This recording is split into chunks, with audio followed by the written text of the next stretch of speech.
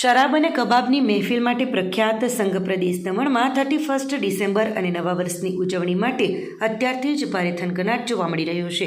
ગુજરાત અને મહારાષ્ટ્ર સહિતના રાજ્યોમાંથી સહેલાણીઓનો ઘોડાપૂર ઉમટતા દમણની તમામ નાની મોટી હોટલો, રિસોર્ટ, ગેસ્ટ હાઉસ અને ધાબાઓમાં એડવાન્સ બુકિંગ ચરમ પર છે। જો કે ઉત્સાહના આ માહોલ વચ્ચે બીજી તરફ દારૂબંધી ધરાવતા ગુજરાતની સરહદો પર પોલીસે કડક નાકાબંધી કરી છે। 31ની રાત્રે દમણથી પરત ફરતા સહેલાણીઓ સામે ડ્રિંક એન્ડ ડ્રાઈવના કેસો કરવા અને ઓવરનાઇટ ચેકિંગ માટે ચેકપોસ્ટો કાર્યરત કરી દેવામાં આવી છે। આ પરિસ્થિતિમાં જે સહેલાણીઓને રહેવા માટે રૂમ ન મળે અથવા જેઓ દારૂ પીધેલી હાલતમાં ડ્રાઇવિંગ કરીને પોલીસ કાર્યવાહીનો ભોગ બનવા ન માંગતા હોય તેમના માટે દમણ દીવના સાંસદ ઉમેશ પટેલે ગત વર્ષની જેમ આ વર્ષે પણ એક ઉમદા પહેલ કરી છે। સાંસદ દ્વારા નાની દમણના બેસ્તોર વિસ્તારમાં આવેલા દમણ જિલ્લા કોળી સમાજ હોલ ખાતે પ્રવાસીઓ માટે રહેવા તથા જમવાની સંપૂર્ણ વિનામૂલ્યે વ્યવસ્થા કરવામાં આવી છે, જેથી નિર્દોષ લોકો હેરાન ન થાય અને સુરક્ષિત રીતે નવું વર્ષ ઉજવી શકે। સાંસદ ઉમેશ પટેલે પ્રવાસીઓને દમણમાં આવકારવાની સાથે કડક અપીલ પણ કરી છે કે તેઓ મોજ મસ્તી જરૂર કરે, પરંતુ દારૂ પીને વાહન ન ચલાવે, કારણ કે તે તેમના અને અન્ય લોકોના જીવન માટે જોખમી છે। આ નિઃશુલ્ક સુવિધાનો લાભ લેવા માટે પ્રવાસીઓ જીતુભાઈ પટેલ મોબાઈલ નંબર 9879402828 અથવા સતીશભાઈ મોબાઈલ નંબર 9712886866નો સંपर्क કરી શકશે। आप सबसे निवेदन है, दमन आइए, बेखौफ आइए। दमन दीव बहुत ही प्यारे प्रदेश है और दमन बहुत ही खूबसूरत बना हुआ है। हालिया प्रोजेक्ट बहुत ही बेहतरीन बने हैं, तो ये नए साल का आगमन पर आप दमन जरूर आए। और आप सबसे निवेदन है, अगर यहाँ पर आपको रूम ना मिले तो हमारे ये समाज की व्यवस्था हमने करके रखी है। लास्ट साल भी हमने व्यवस्था की थी, इस साल भी हम व्यवस्था कर रहे हैं, ताकि कोई भी व्यक्ति यहाँ से मौज मस्ती करके वापस घर जाने की जल्दबाजी ना करे, रात को गाड़ी ना चलाए। और साथ में आप सबको पता है, ऐसे तो पूरे साल गुजरात की पुलिस सोई हुई रहती है, मगर जब क्रिसमस का पावन त्यौहार आता है और हमारे लोग जब ये टूरिस्ट यहाँ पर आते हैं, तो गुजरात की पुलिस जानबूझकर अपने आप को पाक साफ दिखाने के लिए बॉर्डरों पर तैनात हो जाती है और हमारे टूरिस्टों को परेशान करती है। वैसे में निर्दोष लोगों को वो जेल में डाल देती है और उनके काफ़ी लोगों को परेशान करती है। तो वैसे में मैं हमारे दमन में आने वाले सारे टूरिस्टों से विनती करता हूँ, पहले तो पीकर गाड़ी ना चले। ये आपका ही जीवन मरण का सवाल नहीं, ये आपके परिवार का भविष्य का भी सवाल है। और आपके साथ साथ अन्य व्यक्ति आपके अड़फेट में आ जाए तो उनका भी जीवन मरण का सवाल हो जाता है और उनके भी भविष्य का सवाल हो जाता है। वैसे में आप सबसे निवेदन है, दमन आइए, और आपको अगर कोई रहने की व्यवस्था ना मिले तो ये हमारे कोली समाज का हॉल, यहाँ पर सारी व्यवस्था की जाएगी, बेड मिलेंगे, आपको सारी चीज़ें निःशुल्क मिलेगी। और आप सब यहीं रहिए और शांति से रहिए, और आपको किसी प्रकार की दिक्कत नहीं आनी चाहिए, ऐसा मैं आपको विश्वास दिलाता हूँ। વાપીમાં કામદારોના શોષણ સામે કોંગ્રેસની આક્રોશ રેલી, સ્ત્રી પુરુષને સમાન વેતન સહિત વિવિધ માંગ। અનંત પટેલે કહ્યું, અમે આ ભાજપમાં ગાબડું પાડવાની તૈયારીઓમાં। વાપી જેડીસી અને ગુંદલા વિસ્તારમાં કાર્યરત ખાનગી કંપનીઓના કામદારો સાથે થઈ રહેલા અન્યાય અને શોષણના વિરોધમાં વાપી શહેર અને પારડી તાલુકા કોંગ્રેસ સમિતિ દ્વારા એક વિશાળ આક્રોશ રેલીનું આયોજન કરવામાં આવ્યું હતું। આ રેલીનું નેતૃત્વ વાંસદાના ધારાસભ્ય અનંત પટેલે કર્યું હતું। અનંત પટેલે કહ્યું કે વર્ષ 2027માં કોંગ્રેસની જ સરકાર બનશે, અમે આ ભાજપમાં ગાબડું પાડવાની તૈયારીમાં છીએ। રેલી દરમિયાન કામદારોને થતા અન્યાયના મુદ્દાઓ પર ભાર મૂકવામાં આવ્યો હતો। ધારાસભ્ય અનંત પટેલે મીડિયા સાથેની વાતચીતમાં જણાવ્યું હતું કે ઉદ્યોગપતિઓ દ્વારા કામદારોનું સતત શોષણ કરવામાં આવી રહ્યું છે। કામદારોની મુખ્ય માંગણીઓમાં સરકારી ધારાધોરણ મુજબ પૂરતું વેતન ન મળવું, સ્ત્રી અને પુરુષ કામદારોને સમાન વેતન આપવું, પીએફના પૈસામાં ગેરરીતિઓ, અકસ્માત સમયે યોગ્ય વળતરનો અભાવ, મૂળભૂત સુવિધાઓનો અભાવ અને ઓવરટાઈમનું યોગ્ય વળતર ન મળવું વગેરેનો સમાવેશ થાય છે। ઘણી કંપનીઓમાં શૌચાલય, કેન્ટીન અને પાર્કિંગ જેવી પાયાની સુવિધાઓનો અભાવ છે। ઓવરટાઈમનું યોગ્ય વળતર નથી અપાતું। અનંત પટેલે જણાવ્યું કે ઘણી કંપનીઓમાં શૌચાલય, કેન્ટીન અને વાહન પાર્કિંગ જેવી પાયાની સુવિધાઓનો અભાવ છે। કામદારો પાસે વધુ કલાકો કામ કરાવીને તેમને ઓવરટાઈમનું યોગ્ય વળતર આપવામાં આવતું નથી। અનંત પટેલ રેલી દરમિયાન ભાજપ અને આમ આદમી પાર્ટી પર પણ આકરા પ્રહારો કર્યા હતા। તેમણે દાવો કર્યો હતો કે 2027માં કોંગ્રેસની જ સરકાર બનશે, અમે પણ આપમાં અને ભાજપમાં ગાબડું પડવાની તૈયારી કરી રહ્યા છીએ। જીતુભાઈને લાવીને ભાજપમાં ગાબડું પાડવાના છીએ. આપના આદિવાસી આગેવાનો સાથે પણ અમારી વાતચીત ચાલુ છે. ટૂંક સમયમાં તે લોકો જોડાઈ પણ જશે. આ ઉપરાંત કોંગ્રેસમાંથી ભાજપમાં ગયેલા કપરાડાના ધારાસભ્ય જીતુભાઈ ચૌધરી પણ ફરી કોંગ્રેસમાં જોડાશે તેવી વાતો ચાલી રહી છે. રેલીના અંતે કોંગ્રેસના કાર્યકરો અને મોટી સંખ્યામાં ઉમટી પડેલા કામદારોએ વાપી મહાનગરપાલિકા કચેરી ખાતે પહોંચીને સત્તાધીશોને પોતાની માંગણીઓ સંદર્ભે આવેદનપત્ર પાઠવ્યું હતું. કામદારોએ અમને અમારો હક આપો અને લડશું અને જીતશું જેવા બેનરો સાથે પોતાનો રોષ વ્યક્ત કર્યો હતો. વાપી શહેર કોંગ્રેસ સમિતિ તેમજ પારડી તાલુકા કોંગ્રેસ સમિતિ દ્વારા આયોજિત આજે જીઆઈડીસીમાં જે કામ કરનાર કામદારોને નું શોષણના વિરોધમાં આક્રોશ રેલીનું આયોજન કરવામાં આવ્યું હતું. વાપી જીઆઈડીસી હોય કે ગુંડલાવ જીઆઈડીસી હોય, દરેક જીઆઈડીસીમાં જે પણ કંપનીના કર્મચારીઓ છે એનું શોષણ કરવામાં આવે છે. એમને યોગ્ય પગાર ધોરણ આપવામાં આવતું નથી. પીએફના પૈસા તેમજ ગ્રેજ્યુટીના પૈસા આપવામાં આવતા નથી. ફેસિલિટી કંપનીમાં ટોયલેટ બાથરૂમની કેન્ટીનની આપવામાં આવતી નથી. વાહનો મૂકવા માટેની પણ કોઈ જગ્યા આપવામાં આવતી નથી. તેમજ અવારનવાર અકસ્માતે મૃત્યુ થાય, હાથ પગ તૂટી જાય, એનું જે યોગ્ય વળતર મળવું જોઈએ યોગ્ય વળતર મળતું નથી. એટલે આજે અમે આવેદનપત્ર આપ્યું છે. આવનારા દિવસમાં જો અમારી વાત નહીં સાંભળશે તો તમામે તમામ આમ કામદારોને લઈને એસડીએમની કચેરી આવેદનપત્ર આપીશું અને જો ત્યાં પણ નહીં સાંભળે તો અમે કલેક્ટર કચેરીનો ઘેરાવ કરીશું. વાપી કોંગ્રેસ સમિતિ અને પારડી કોંગ્રેસ સમિતિ દ્વારા જે વાપી અને આજુબાજુ વિસ્તારના કામદારો છે એમને જે હાલાકી પડે છે એ હાલાકીને ભાગરૂપે એક આવેદનપત્ર આપવાનું નક્કી. અને એના ભાગરૂપે તો આપ જાણે છે અત્યારે જ આપણા ધારાસભ્યએ કીધું કે છેલ્લામાં છેલ્લો માણસ મજૂરી આવતો હોય એને કોઈ પણ જાતની સુવિધા આપવામાં નથી આવતી.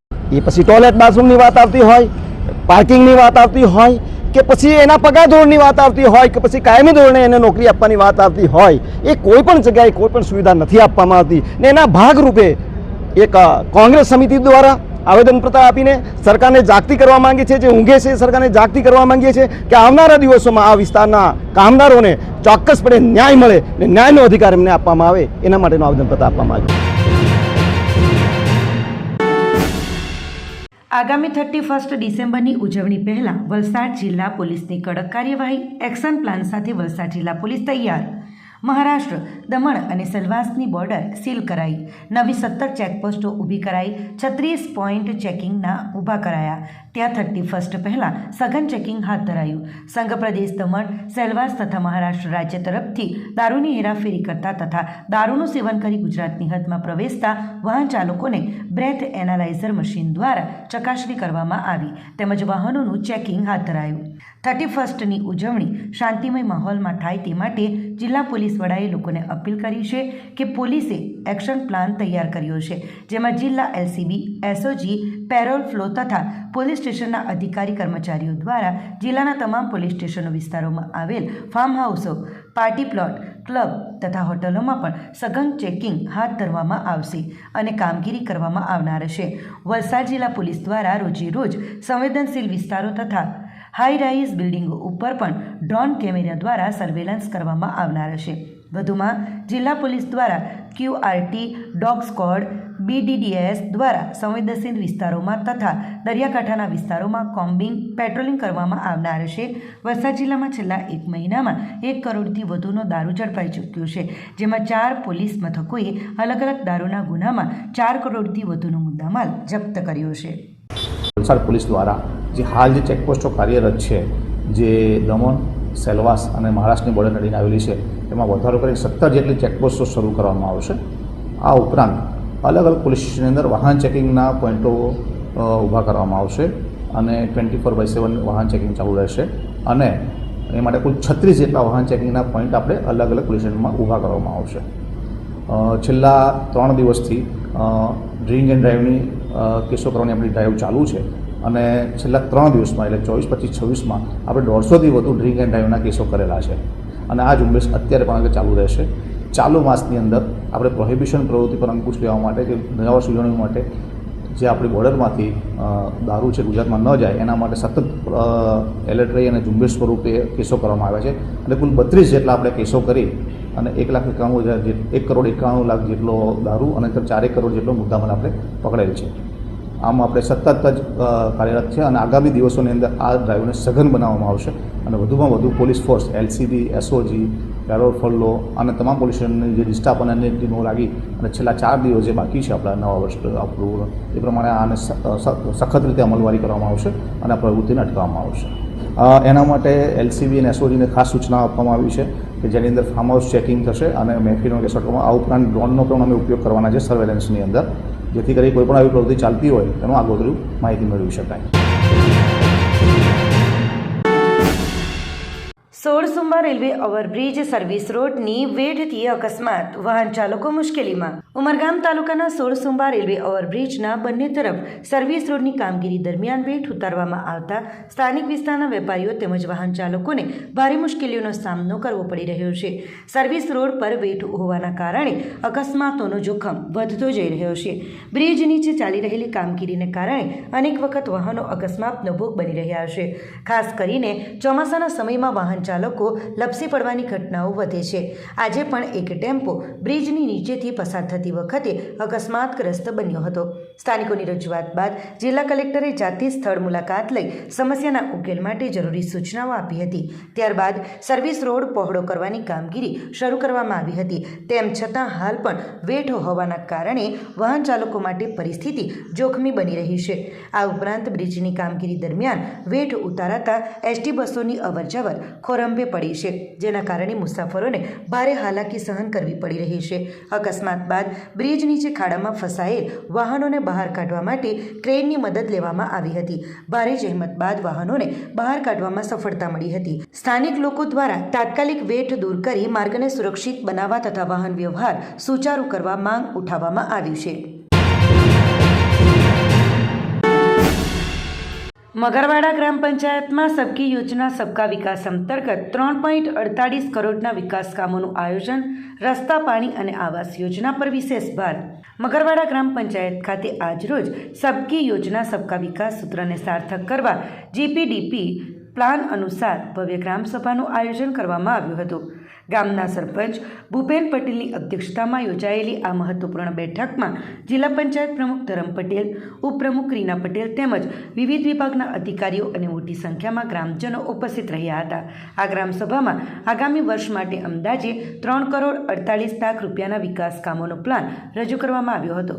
સભા દરમિયાન ગ્રામજનોએ રસ્તા અને પાણીની સમસ્યાઓ અંગે ઉગ્ર રજૂઆતો કરી હતી, જેના પ્રત્યુત્તરમાં પદાધિકારીઓએ ખાતરી આપી હતી કે ગામના ખરાબ રસ્તાઓ હવે સીવરેજ લાઇન અને સીવરેજ ટ્રીટમેન્ટ પ્લાન્ટના આયોજન સાથે બનાવવામાં આવશે, જેથી ભવિષ્યમાં ખોદકામની સમસ્યા ન રહે.